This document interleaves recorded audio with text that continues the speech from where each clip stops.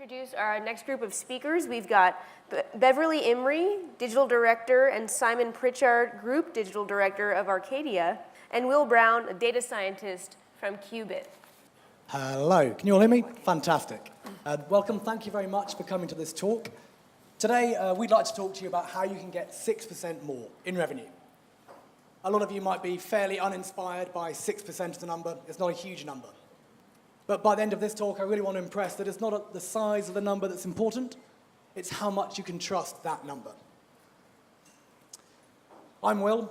I'm a data scientist and product manager from Qubit. For those of you who haven't worked with Qubit or don't know about us, we are an industry leader in marketing personalization, even though we do say so ourselves. We help our clients to generate more loyalty, more revenue using their customer data, and we have 200 plus. Here are some of our wonderful clients in a lovely slide. And we're especially privileged because we have Simon Pritchard, Group Digital Director of the Arcadia Group, and Beverley Imrie, Hi. Digital Director from Evans. Now, Simon's going to talk about the last 5 years, how they've gone through kind of a personalization and optimization journey. And Beverley's going to go into some more detail as how some of the techniques that I'm going to talk about today have been used to fantastic effect, in the order of 8% increase in revenue, and then how personalization is the next step. So, for the last 4 years, we've been doing experiments. We've been trying to find out what are the kind of things that cause an increase in revenue for our users. And we've done lots. We've done thousands and thousands of experiments. They've all been well designed. And this means we've got a lot of data. So we thought it would be sensible to analyze it and find out, hey, what actually works? In the end, we got to a really big number, 2 billion user journeys, 120 million transactions. And we are passionate about transparency. We believe that we do statistics right. As a data scientist, it's kind of core of what we do. But we understand that us, a marketing personalization company, telling you that we're transparent and trustworthy isn't really going to cut the mustard. So we got in the incredibly diligent and methodical PwC to independently assure the methodology that we used to evaluate our experiments, to evaluate the analysis we've done today, and to evaluate the numbers we're going to present back to you. So hopefully you can have a little bit more trust that this is real. Why bother? Why release all this information, all this pretty vital and interesting information that we have in the company? Well, we asked some marketers, we said, hey, do you agree that vendors need to be more transparent? 72% agreed. I'm surprised it's not more. We really think that transparency, honesty, and integrity are pretty linked here. Because I don't know how many of you received the emails that say, hey, implement this one piece of technology and you will see a 35% increase in conversion rate, or a 50% increase in revenue, or you will increase AOV by 3 times. I'm sure you don't take those numbers at face value. You probably maybe, I don't know, divide by 10 in your head or more. And that's a pretty sorry state of the industry, that whenever you see any sales number at all, you say, nah, I mean, that's probably not right, is it? That doesn't make sense. But it doesn't have to be that way. We believe that if you get more and more technology vendors going through and becoming independently assured, you can start trusting the numbers you see. Now, a byproduct of that, and this analysis that we're going to show you, is that the numbers won't be as big as you might expect, because they're the things that you can expect from getting this. So if you put a banner live, what can you expect to get? If you change a button, what can you expect? If you do a weather-based test, what can you expect? Not what is the maximum anyone's ever seen in any case study, but what can you expect? And that's a crucial difference. But there's another reason. These are some headlines from the US over the last month. The future of retail is virtual and seamless. I think we'd all agree with that. Bleecker Street swerve from luxe shops to vacant stores, yes. Outside of online, it's pretty tough. Amazon's quite good, we know that. But we do have to try and compete against Amazon, and that's the reality of the situation. The next one really grabs you. Department stores have lost more jobs than coal mines. Who knew? Who knew? And is America retail at historic tipping point? And scarily, you can expect a major department store to fail in the next 18 months. we could just go through all the different types of techniques we've looked at and just do a list, but that would make for quite a boring presentation. So I've broken it down into the journey from pages to people, this optimization journey that I think a lot of people will be familiar with. Because usually you start with cosmetic, small changes, little UX tweaks, change a button, a CTA, a color here. Often you're measuring this against clicks or transitions to another page. They're soft metrics, but they're very useful to get started. Then perhaps more conversion rate optimization focused, maybe larger page redesigns, nudges, things you think will increase conversion rate. Once you have more data at your fingertips, you can start pulling it in from other areas. So we have customer, product, business, weather data. And you can use those to power different experiences for your customers. And finally, personalized experiences. Differentiated experiences based on customer data. Now, I'm going to go into a little bit more detail about what we mean by differentiated here, because I think that's a very important point. But before we get into that, all the numbers you're going to see today are based on this metric. It's not a common metric, but we think it's very important. Revenue per visitor. It combines the effect that a treatment has on conversion rate and the effect that it has on the amount someone spends. So it combines both the levers that come into revenue. And when I go through these techniques, you're going to see two numbers. One is the effect on RPV, revenue per visitor. That's the average effect. That's the expected effect you can expect from putting one of these things live. And there's another number, and that is the probability of uplift. That is, if you put something like this live, what is the probability it will have a positive effect? So, for example, if we had a 50% probability of uplift, there's a 50-50 chance it's going to do something good and a 50 chance it's going to do something bad. Great, so let's get into it. Cosmetic UX changes. Button changes, navigation changes, color changes, resizing elements. These are examples. There's more in the paper. The numbers aren't particularly promising, you might think. The expectation is very near zero. The probability of uplift is below 50%. And you might think, well, wow, am I wasting my time with this? There's no value here. Is there no point? Yeah, I'm actually going to interrupt there, Will, because I actually think there is a point. Because if you're running a site, you want to make sure that the changes you are making are not going to have a negative impact. And whilst these are smaller ones, I think the key thing is to not spend a lot of resource on them, aggregate those tests, learn quickly, and concentrate and focus on the ones that are going to have more impact. So I'm not sure I'm agreeing with the no value, no point. Yeah, I'm being particularly cynical about my approach to this. It isn't always about just driving incremental revenue. There's other reasons to do tests, and that's shown here. So we could do that. We could aggregate them together, do a page redesign, and this is looking a little bit more promising. From the data itself, one thing these numbers don't tell you is kind of how risky it is. Page redesigns, we found, can do really well, but they can also do really badly. So they're definitely something that you should be making sure you put through some kind of experimentation program. Banners, they look okay. Nudges and pointers. This is interesting because a lot of people say, oh, people who interact with search have a higher conversion rate, or people who use filters have a higher conversion rate. Perhaps we should nudge people to use these things. Perhaps that will have the effect we want. And it doesn't seem to. On average, we see no impact. Abandonment does. That's another interesting one. Those eat kind of a pop-up, perhaps, that says, oh, you're leaving the site, do you want 10% off? Or, oh, you know, we do free delivery, next day, free delivery. We found for these types of experiments, they tend to drive conversion rate up, and they tend to drive the amount people spend down. Net, it's positive, but it's good to be aware that you can have these dual effects. Onto data-driven enhancements. This is where we're using other bits of data to try and understand what works. Now, here's a little bit more punchy now. 2.9% for scarcity. These are things like low stock pointers. Social proof, 2.3%, 82% probability of uplift. Who else is looking at this now? What else is going on site right now? Product recommendations, less impressive. Still 74% probability of uplift. I think that's definitely worth it. But if you have to pay for it, that's got to be taken into account. What is your return on investment from something like product recommendations? And here, a good example of a bad use of data.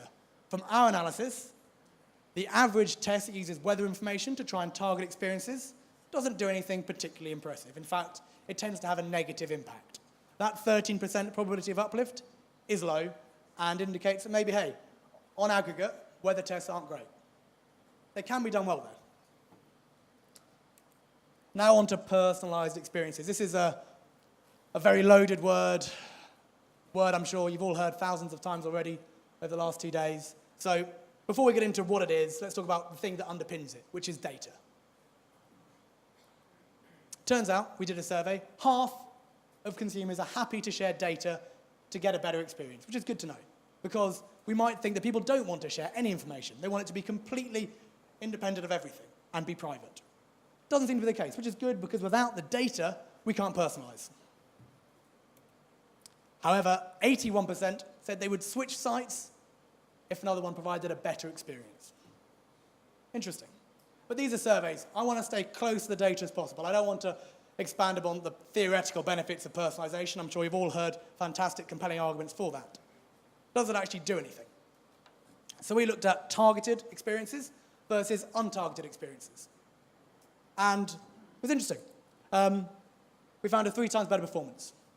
Now, 3x is a big number, and it's good to be aware that this is the difference between a 0.3% impact on RPV and a 0.9% impact on RPV. But for me, that goes past kind of the worth it line. That becomes, okay, maybe I can get a lot more out of my experiences by making them personalized. So now comes a difficult question. Well, what is that personalized? What do we mean? We used the term differentiated experiences before. And what that means is real differences. There are going to be people on your site who behave differently. There'll be heterogeneous groups of users who will react differently to different experiences. We could personalize by changing the color of a button based on your first name. And that's definitely personalization, but it's not persuasive. It's not going to make anything happen. So what we need to make sure is we're making changes that are personalized that are going to cause a real difference in behavior, otherwise there's no point. So we've gone through some kind of examples.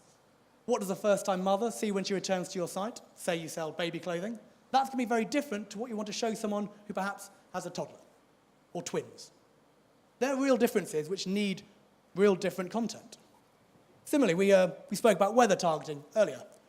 Perhaps we have a frequent weekend traveller, he's on the site, and he's in Aberdeen, and it is pouring with rain. You could show him a kind of fairly dour holiday home in Norway or a villa in Seville. At this point, maybe weather information is useful because it will drive a meaningfully different impact because this is a differentiated user. And final example, a fashion-forward regular shopper, see after you launch a new collection. It might be that social proof says, oh, always show what's hot now, what's hot now. But for this person, they would react best to what's new in. And here we start seeing the subtleties. There's only point in personalization if it's going to have a differentiated effect. The next question, well, what's the point of all of this? Well, let's aggregate all of this information together and find an impact on revenue. McKinsey did a study, and they thought, 5 to 15% is a reasonable number. We thought, okay, we can look at this as well. So we looked at the last 6 months of data for our clients who've implemented our recommended techniques and seen what effect has these campaigns, these optimization and personalization strategies had on bottom line revenue. And this is how we get to that lovely 6% number, which is a trustworthy 6% number. Now, I'd really like to hand over now to Simon and Beverley, who can talk a little bit more about how they've gone on this journey and achieved such great success. Simon. Thank you, Will. So at Arcadia, we've been running a successful on-site conversion rate optimization program with Qubit for about 5 or maybe 6 years. And I'm very happy to say that in that time, we've had very significant improvements in conversion rate across all of our websites and a more than doubling of digital sales. And I think we put the success of that program down in large part to the rigorous measurement and statistical assessment of the results. And a focus also, as Will has been talking about, on real end metrics. In our case, as with the Qubit study, on revenue per visitor. And ultimately flowing through to profit, but very much focused on revenue per visitor, clearly looking at conversion rate, but rather than just settling purely on conversion rate. In the early days of that program, the focus was largely on some of the interventions that were early on in Will's presentation. It was about modifying calls to action, changing button shapes, changing colors, site navigation, some page layout tweaks, and they did drive meaningful results. There were some really important uplifts, and they've definitely contributed to some of our successes. But around probably about 18 months ago or so, we started to feel that we were losing a bit of momentum, a little bit of traction in our program, that the success rate, the number of tests that were winning, and the extent to which they were winning was starting to fall away. So we took a bit of a step back, and we started to say, what is it that we need to do to get our randomized controlled trial mojo back? We looked at a variety of different things. Did we need to relax our approach? Did we need to change the stats model? Did we need to change the experiment designs? Did we need to focus not on those fundamental metrics like revenue per visitor, which is quite noisy and quite difficult to show a significant uplift in? Did we instead need to look at softer measures on micro-conversions and so on? In short, really, did we need to dial down the rigor that we were applying to our program? And in the end, we concluded, no, we shouldn't be doing that. So what was happening? Had we improved all there was to improve? Patently, that wasn't the case. And in fact, the answer we realized was what we needed to do was be more ambitious with the experiences that we were testing. What we thought was happening was that, on the one hand, we had addressed a lot of the crimes against usability that maybe our sites had previously displayed. We picked off all that low-hanging fruit. And on the other hand, the digital consumers had been around the block a few more times now. They were maybe more tolerant of some of the glitches in UI that still exist, almost as if they intuitively know at a particular stage in an e-commerce journey what we're wanting them to do, and therefore, even if we're not doing a very good job of telling them what we're after, they get through it anyway. So we set about shifting our focus to move on to more meaningful improvements in the experience. What we were trying to do was find changes that would resonate with customers in a way that no top-nav reshuffle ever could. We needed to look at experiences that were much more persuasive and much more personalized. And since then, I'm very happy to say that we've seen a very significant improvement in the impact that our testing program has had, and also, as a result, a resurgence of energy and enthusiasm among the excellent teams responsible for the program. On the specific theme of persuasion, we hit a rich seam using Qubit's social proof product, and Bev is now going to talk through some examples. Thanks, Simon. So, yeah, on the screen, well, if you don't mind putting up the first one, we at Evans conducted tests at various parts of the customer journey and on various devices.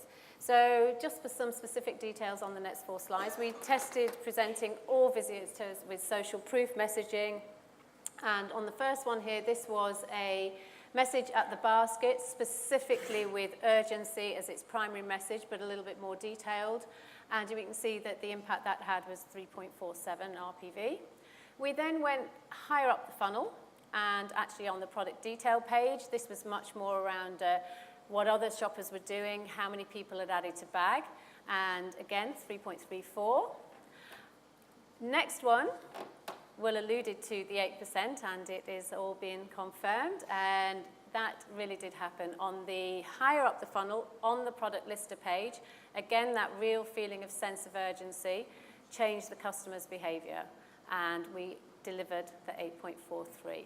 And all of these social proof messaging, which is around urgency, scarcity, can easily translate onto mobile. And again, when we did that, impact 5.62. So some fairly compelling results. So Qubit have supported us on making sure we're not making mistakes on any of our hygiene messaging that we're changing, but really have impacted our bottom line. So I'm now looking to Will and Qubit to really take us on to the next step of this persuasive personalization journey. And I've set up a simple framework. It's such a complex subject in my head. So I've really tasking with 5 questions. So what data do we actually have that is going to allow us to set up meaningful segments? How do we define those segments so we're very clear who our audience is? What can we practically do with the tools that we've got available? Then what message do we want to deliver to those segments that are really going to resonate with their preferences? And finally, at what point in the journey on the site or in marketing messages are we going to deliver? So I'm hoping Will might have some answers. Yeah, apologies for the slide, it's huge. Thank you very much, Bev, thank you very much, Simon. This is to go through exactly what Beverley just outlined. We've got data, we have an idea of a persona or a segment, we have the technology to create that. we have an idea. And that's the difficult bit, isn't it? What action do we take? What creative can we have? We could use the techniques we've just spoken about, or we could use something else. And then where? Where on their journey is this going to be most relevant? Now, in this case, the examples we have here, often it's transactional data, which is an underlying thing that we'll use in almost all of our segmentation, supplemented with customer preferences, which you can collect through another technology we have called Qubit Visitor Pulse, and as well as other offline data sets. So you'll see at the bottom there, CRM data, and you can ingest that using a Qubit data set. The middle there, the Qubit adaptive targeting allows us to take all that information and create the meaningful segments that we want to target. From that, it's a case of understanding what the creative is and where we put it. But we hope this gives you a framework of how do we understand what's really going to make a difference rather than just personalization for the sake of personalization. So, there are some key takeaways from this talk. That is meant to be a takeaway box. It's not funny. Focus on what really works. Some things don't work. We've all done enough of these experiments to understand that, in the words of, I think, a bloke called Sturgeon, 90% of everything is crap. That's probably true. But we can do better than that if we focus on the things that are likely to work. And that's what this data is useful for. Transparency from our partners.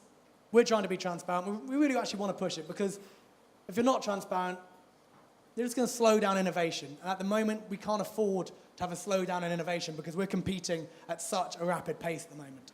Any time wasted doing things that are not valuable, well, people will get left behind. And finally, you can stop by our booth for a copy of the full paper.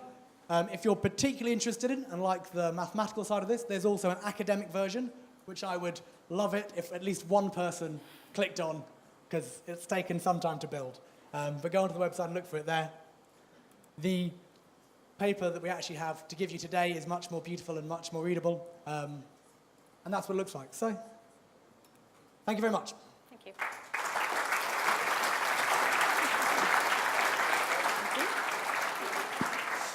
Thank you very much. We have time for one question, if anyone wants to ask a quick question. Yep, just the one. Hi, Sean O'Neill with Tesco. I have a question. As you, this is an Arcadia question as well. So as you are optimizing the online revenue per visitor, for retailers with physical stores, how do you make sure that you aren't actually shutting off those customers who are researching online to shop in store? It's a really good question, and I don't have the answer. So I think you've got to always have in mind when you're setting up these tests and you're piecing together your hypothesis about where you think the benefit could be, you've also got to think about the different scenarios where there could be a negative impact. That might be on the online purchaser. Of course, we need to think about all of our customers and what their mission for visiting our site might be. So that's the best answer we've got for it at the moment. We would love to be able to say we've got the magic wand that's enabled us to see exactly in an auditable, trackable way exactly what the impact has been on the multi-channel customer, but we don't have that answer yet. So I think the best answer is just think about it, think about what the pitfalls are, and see if you can't get some kind of indication, either from surveys or from sampling, as to whether that is an effect that's actually happening. Yeah, I'd add to that. Lifetime modeling is what you want to do there. And experimentation is, by its very nature, much more short-term. It's always going to look for maybe a 3 to 6 month period of time. And you need a different approach for what you want to do there, which is model someone's lifetime as a customer. Because really doing a randomized controlled trials over the course of 5 years is unrealistic, I'd say, for most retailers. And so it's just a different approach. You can't expect experimentation to give you all those answers. You have to look at how do we model the likely effects based on other techniques. And I think someone spoke about that earlier today as well. Okay, thank you.